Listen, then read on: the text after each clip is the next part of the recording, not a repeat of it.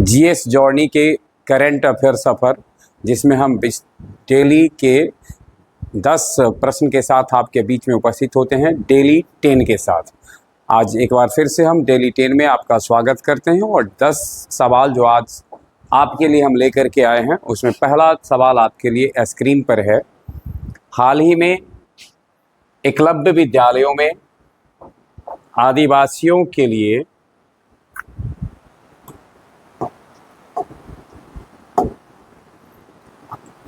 आदिवासी छात्रों के लिए किसने समझौता किया है मदद के लिए, यानी इसमें से कौन सी संस्था है जिसने एकलव्य विद्यालयों के आदिवासी छात्रों को, पहले तो हमें ध्यान में रखना है कि एकलव्य विद्यालय में आदिवासी छात्रों के लिए ही सुविधा दी जाती है, यानी कहने का अभिप्राय यह विद्यालय विशेष रूप से आदिवासी छात्रों के लिए है। जैसा कि हमें विदित ही होगा, हम जानते हैं एकलव्य महाभारत का एक बहुत बड़ा पात्र है, जिसने अपने साधना से विशेष रूप से धनुर्विद्या को अर्जित किया था और उसी के नाम पर एकलव्य विद्यालय चलाया जाता है। अब आपको बताना है कि उसके मदद के लिए निम्न में से कौन सी संस्था आगे बढ़ी है। Indian space research organisation, ISRO, Coal India, wild natural gas company, और इनमें से कोई नहीं। तो इसका सही आंसर है कोल इंडिया। इसकी मदद के लिए अभी आगे बढ़ा और इसके लिए समझौता हुआ है, अर्थात इस सवाल का उत्तर कोल इंडिया है। थोड़ा सा एक नज़र हम इस पे जो बॉक्स में सूचना है इस पर डालते हैं। समावेशी शिक्षा और भारत के आदिवासी युवाओं के समग्र विकास को बढ़ावा देने के लिए इस कदम को बहुत ऐतिहासिक कह सकते हैं। कोल इंडिया लिमिटेड ने national scheduled tribe finance and development corporation, फिर से एक बार देख लेंगे, national scheduled tribe finance and development corporation ने 9 सितंबर 2025 को एक समझौता ज्ञापन पर हस्ताक्षर किया। यानी दोनों ने, कोल इंडिया के साथ किसने एकलव्य विद्यालयों के आदिवासी छात्रों की मदद के लिए समझौता किया है, तो उत्तर होगा national scheduled tribe finance and development corporation, shortcut इसको हम NSTFDC कहते हैं। इसने 9 सितंबर को एक समझौता ज्ञापन पर हस्ताक्षर दोनों ने मिलकर किया है। अब दूसरा सवाल हम देखते हैं। हाल ही में एलन मस्क को दुनिया के सबसे धनाढ्य व्यक्ति को धनाढ्य व्यक्तियों की सूची में नीचे आना पड़ा है। तो ये तो बहुत ही चौंकाने वाली खबर है। एलन मस्क अब दुनिया के सबसे अमीर व्यक्ति नहीं रह गए हैं। अब आपको बताना है कि उनके इस रैंक को किसने उनको पहले नंबर से धकेल दिया है, पहले नंबर से नीचे कर दिया है और अपने नाम पहले नंबर पर होने का आप गेस कर सकते हैं। जुकरबर्ग हैं भाई, वही है। कौन? फेसबुक वाले mark Zuckerberg, Larry page, Larry Ellison and Jeff Bezos. इसमें से जेफ बेजोस भी कभी दुनिया के धनाढ्य व्यक्ति रह चुके हैं, जुकरबर्ग भी कभी शीर्ष पर रह चुके हैं। धनाढ्य तो हैं ही ये लोग, लेकिन अभी बस केवल यह हुआ है कि रैंकिंग इधर उधर हो गई है और इसमें पहले स्थान पर आ गए हैं एलिसन, जिनकी कुल संपत्ति अभी $384 बिलियन है। $384 बिलियन के साथ एलिसन ने किसको, एलन मस्क को पीछे धकेल दिया है और एलन मस्क अब इसमें दूसरे पायदान पर आ गए हैं। और वहीं हम बात करें अगर भारत की, तो कभी अंबानी टॉप 10 में शामिल होते थे, परंतु आज अभी जो वर्तमान लिस्ट है उसमें अंबानी का स्थान टॉप 10 से बाहर हो गया है और अपनी कुल 92.5 बिलियन अमेरिकी डॉलर संपत्ति के साथ 18वें स्थान पर बने हैं।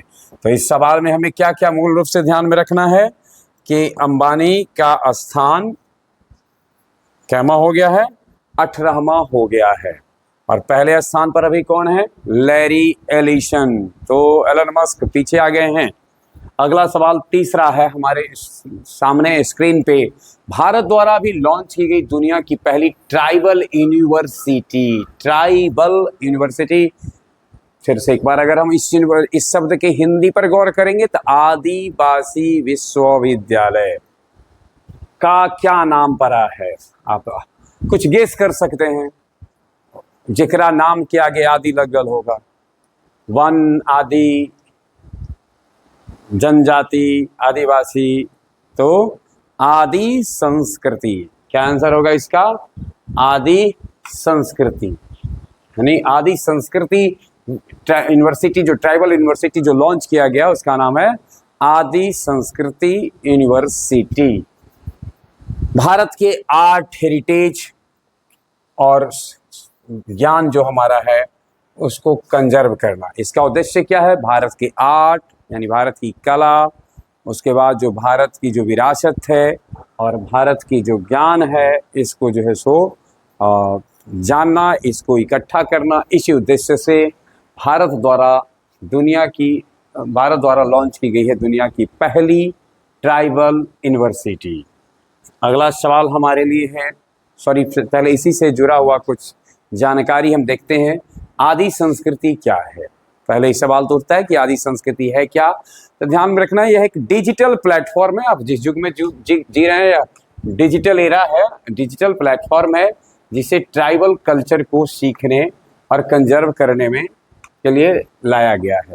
यानी आदिवासी संस्कृति को आप जानें, देश की एकता को बढ़ाने के लिए आवश्यक है कि हम एक दूसरे की संस्कृति को जानें, समझें और उस संस्कृति को साझा करें। तो इससे हम शायद बेहतर ढंग से सीख पाएंगे, जान पाएंगे आदिवासियों की संस्कृति को। इसके अंदर 3 कंपोनेंट है। पहला है आदि विश्वविद्यालय, दूसरा है आदि संपदा और तीसरा है आदि हाट।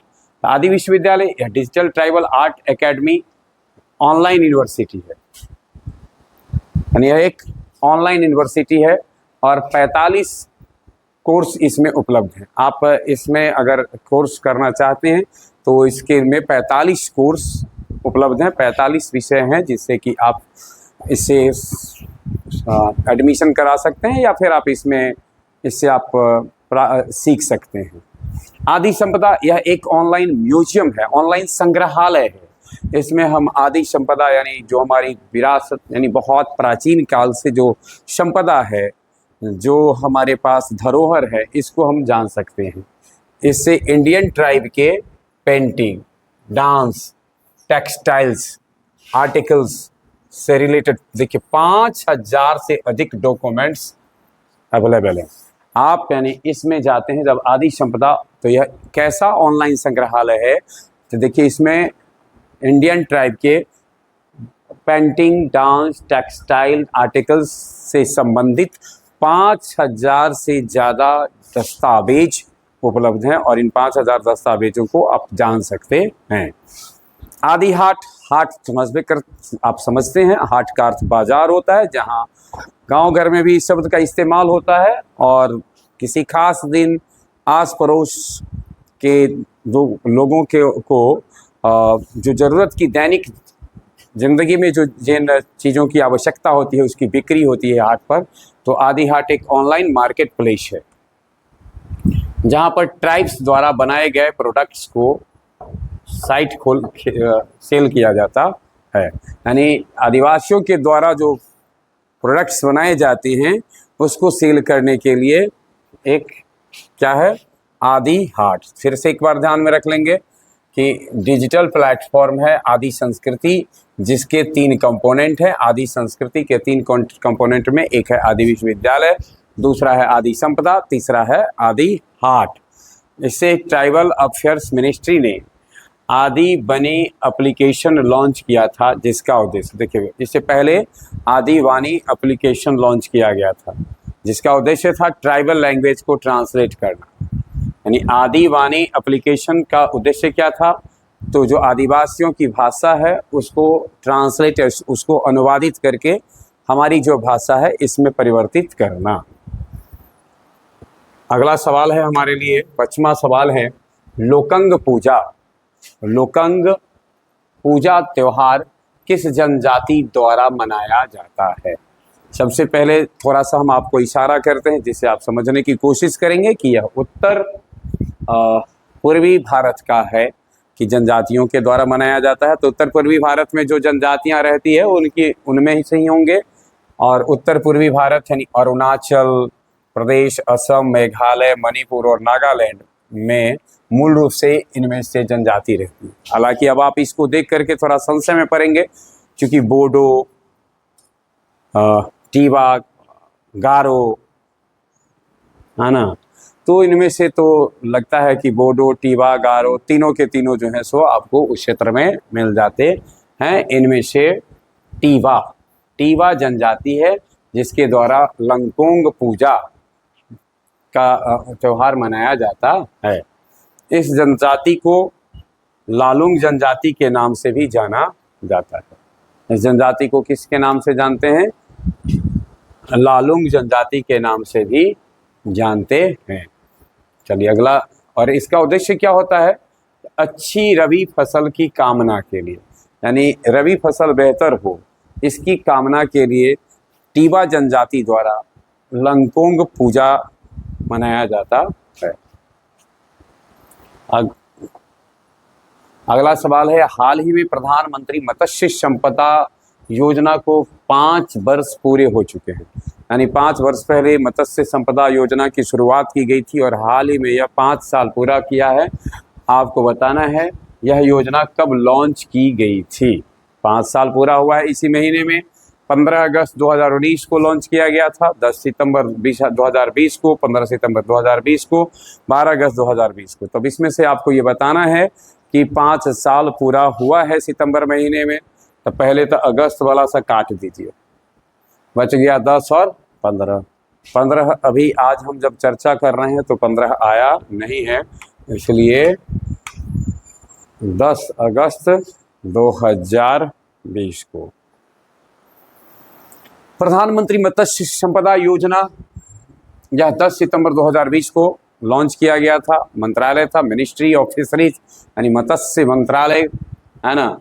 एनिमल हस्बेंड्री एंड डेयरी, यानी डेयरिंग, एनिमल हस्बेंड्री और मिनिस्ट्री ऑफ फिशरीज मंत्रालय के द्वारा इसको लॉन्च किया गया था। इस पीरियड इसका 2025-26 तक बढ़ाया गया है, यानी 10 सितंबर को तो समाप्त हो रहा था लेकिन 1 साल के लिए इसको बढ़ा दिया गया है। और बजट है इसका 21,274 करोड़ का। PMMSY के तहत ही 2024 में PM मत्स्य किसान समृद्धि योजना को भी लॉन्च किया गया था। ठीक है। इसके बाद देखिए इंडियाज फिशरीज,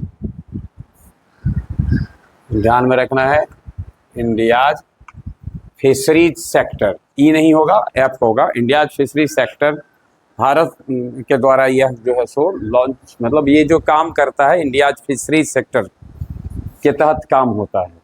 भारत दुनिया का, जब मछली उत्पादन पर अगर हम नज़र डालेंगे तो भारत दुनिया का सबसे बड़ा मछली उत्पादक देश है। और यह 2013-14 से 2024-25 तक मछली उत्पादन में 104% की वृद्धि किया। तो दुनिया के सबसे बड़े मछली उत्पादक देश में दूसरे नंबर पर है और अपने मत्स्य उत्पादन में 104% की वृद्धि भारत ने पिछले दशक कहा जाए 13-14 से लेकर 24-25 तक में किया है। अगला है हमारा दिग्विजय दिवस। दिग्विजय दिवस हर साल कब मनाया जाता है? दिग्विजय सबसे है विश्व विजय, यानी चारों दिशाओं पर विजय हमने कब किया था। तो ऐसे इस पे थोड़ा सा आप अनुमान लगाएंगे, 5 सितंबर, 8 सितंबर, 11 सितंबर और 12 सितंबर। तो यह दिवस था जब स्वामी विवेकानंद ने संपूर्ण दुनिया के समक्ष अपना विश्व का बहुत ही ऐतिहासिक भाषण, जो सभी युगों में, लंबे समय से तो दुनिया के सबसे श्रेष्ठ भाषणों में से गिना जाता ही, और हमें लगता है कि आने वाले युगों तक उसे श्रेष्ठ भाषणों में रखा जाएगा। और 11 सितंबर को उन्होंने अपना यह भाषण दिया था। इस लिहाज से दिग्विजय दिवस शिकागो धर्म संसद में 11 सितंबर को जब उन्होंने पहली बार भाषण दिया, उसके याद में मनाया जाता है। तो ध्यान में रखना है 11 सितंबर 1893 ईस्वी में स्वामी विवेकानंद ने, समझ गए, इसको इन्होंने दिया था। यह सम्मेलन शिकागो में हुआ था, अमेरिका के शिकागो में यह सम्मेलन आयोजित किया गया था, जहां स्वामी विवेकानंद ने भारत, कहा तो जाता है कि वहां भारतीयों को कोई आमंत्रण नहीं मिला था, फिर भी इन्होंने अनेक प्रकार की के प्रयासों से ये वहाँ तक पहुँचे थे और पहुँच करके इन्होंने अपना एक ऐतिहासिक भाषण दिया था। अगला सवाल हमारा है, कैबिनेट द्वारा मंजूर किया गया Mokama Munger greenfield highway project किस राज्य में बनाया जाएगा? अब मोकामा मुंगेर है, नाम से ही आप सोच सकते हैं कि मोकामा मुंगेर ग्रीनफील्ड हाईवे, तो मोकामे और मुंगेर को जोड़ेगा, तो किस राज्य में? आप भी अनुमान लगा सकते हैं कि मोकामा और मुंगेर, यानी किसको जोड़ेगा, किस राज्य में है? यह बिहार में है। थोड़ा सा इस पर हम थोड़ा नज़र डालते हैं। भारत सरकार ने इस प्रोजेक्ट पे 4,447 करोड़ का बजट पास किया है, यानी 4,447 करोड़ के बजट से यह परियोजना शुरू हुई है।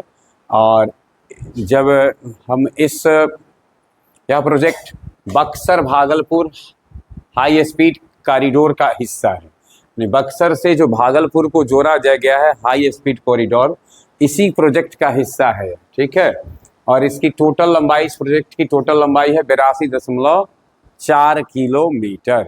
इस प्रोजेक्ट से मोकामा और मुंगेर की जो यात्रा है, आप 1.5 घंटा, जो अभी सामान्य यात्रा है उसे 1.5 घंटा आप कम समय में यात्रा कर लेंगे। अर्थात से न केवल दूरी को घटाएगा वरन अपनी सुविधा के कारण आपको समय की भी बचत होगी।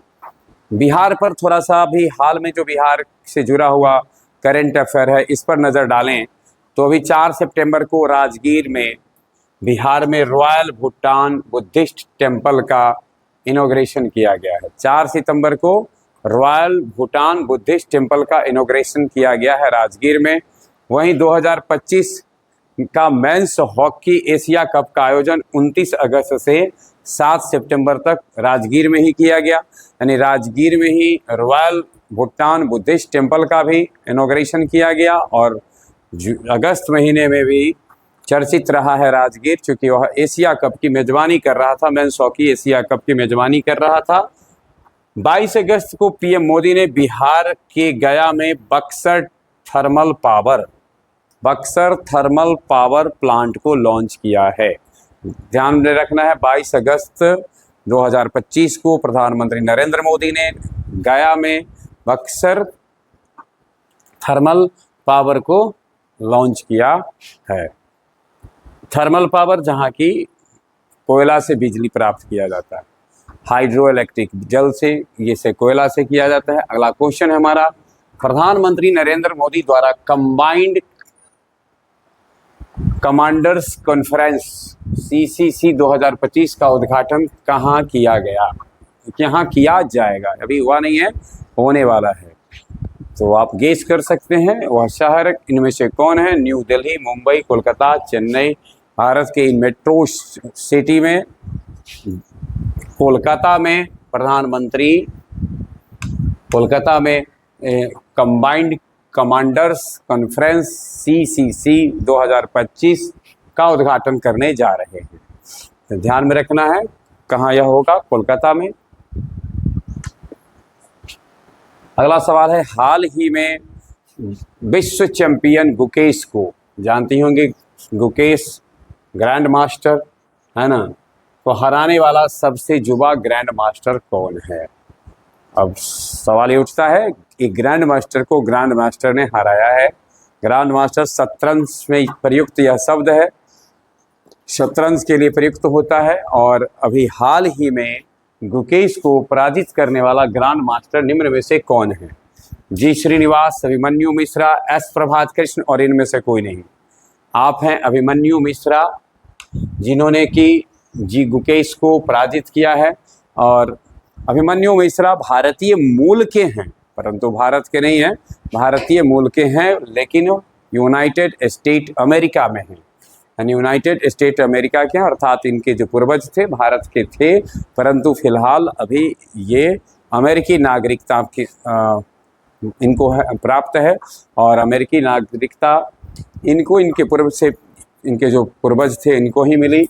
16 वर्षीय खिलाड़ी हैं और अभी हाल में उन्होंने फ्राइड ग्रैंड स्विस 2025 में किस स्पर्धा में हराया है? अगर आपसे ये पूछा जाएगा कि गुकेश को किस स्पर्धा में अभिमन्यु मिश्रा ने पराजित किया? तो फ्राइट ग्रैंड स्विस 2025 में उन्होंने उनको पराजित किया है, डी गुकेश को। और आज के टॉप 10 का आखिरी सवाल आपके लिए स्क्रीन पर है। किस देश ने पहली स्वदेशी क्रूज मिसाइल फ्लेमिंगो यह एक क्रूज मिसाइल है, इसको किस देश ने अभी हाल ही में सफल परीक्षण किया है? किस देश के वैज्ञानिकों के द्वारा फ्लेमिंगो क्रूज मिसाइल का सफल परीक्षण किया गया है? ब्राजील, दक्षिण अफ्रीका, यूक्रेन और इनमें से कोई नहीं। सफल परीक्षण फ्लेमिंगो का किया है वह देश जो पिछले कई वर्षों से युद्ध की विभीषिका को झेल रहा है और एक बहुत मजबूत देश के साथ संघर्ष कर रहा है। अब इससे आप अनुमान लगा रहे होंगे कि एक बड़े मजबूत देश के साथ कौन संघर्ष कर रहा है? यूक्रेन। कहते हैं आवश्यकता आविष्कार की जननी होती है, और जब देश युद्ध के दौर से, संकट के दौर से गुजर रहा होता है, उस समय कई चीज़ें ऐसी है जो नए ढंग से हमारे सामने आ जाती है और हम अपनी आवश्यकताओं की पूर्ति के लिए हाथ पांव भांजते हैं, जिससे कि कई खोज भी हो जाते हैं। यूक्रेन ने फ्लेमिंगो क्रूज मिसाइल का सफल परीक्षण किया है। एक नज़र अगर हम डालेंगे यूक्रेन पर तो इसका कैपिटल कीव है और यूक्रेन हिरिनिया इसकी करेंसी है। और हालांकि इसके राष्ट्रपति को कौन नहीं जानता होगा, वोलोदिमीर ज़ेलेंस्की पिछले कई वर्षों से काफ़ी चर्चित रहे हैं। 24 अगस्त यूक्रेन अपना स्वतंत्रता दिवस मनाता है। यूलिया स्विरिडेंको अभी हाल ही में बने हैं यूक्रेन के प्रधानमंत्री। और सिप्री की रिपोर्ट के अनुसार विश्व का सबसे बड़ा हथियार आयातक, अब देखिए सिप्री के रिपोर्ट के अनुसार दुनिया का सबसे बड़ा हथियार आयातक देश बन गया है। अब पश्चिमी देशों के द्वारा इसको बड़े स्तर पर अस्त्र शस्त्र दिए जाते हैं, तो स्वाभाविक है कि युद्ध की विभीषिका में है, युद्ध की अग्नि को झेल रहा है, इसलिए स्वाभाविक है कि युद्ध के आयुधों को, अस्त्र शस्त्रों को सबसे ज़्यादा खरीद भी रहा है। एंड्री सिबिहा को यूक्रेन का विदेश मंत्री नियुक्त किया गया है। प्रधानमंत्री नरेंद्र मोदी ने यूक्रेन को श्रिस्म क्यूब्स भेंट किए हैं। भारत और यूक्रेन ने कृषि, चिकित्सा और सांस्कृतिक सहयोग के क्षेत्र में समझौता पर हस्ताक्षर किए। यानी हाल ही में भारत ने भी यूक्रेन के साथ सांस्कृतिक समझौता पर हस्ताक्षर किया है, चिकित्सा और सांस्कृतिक समझौता पर। चलिए चलते चलते हम एक क्वेश्चन आपसे पूछ के जाते हैं। अभी हाल ही में T20 क्रिकेट में सर्वाधिक स्कोर किस टीम ने किया है? गौरतलब हो अब T20 मैच में 300 के आंकड़े पार कर लिए गए हैं। आपको बताना है यह आंकड़ा किस देश ने 300 के स्कोर को पहली बार क्रॉस किया है T20 मैच में। फिर एक बार हम आपके बीच में उपस्थित होंगे अगले दिन, तब हम इस प्रश्न का उत्तर के साथ भी होंगे। डेली के टॉप 10 में फिर हम आपके बीच में अगले एपिसोड में आएंगे। बहुत बहुत धन्यवाद।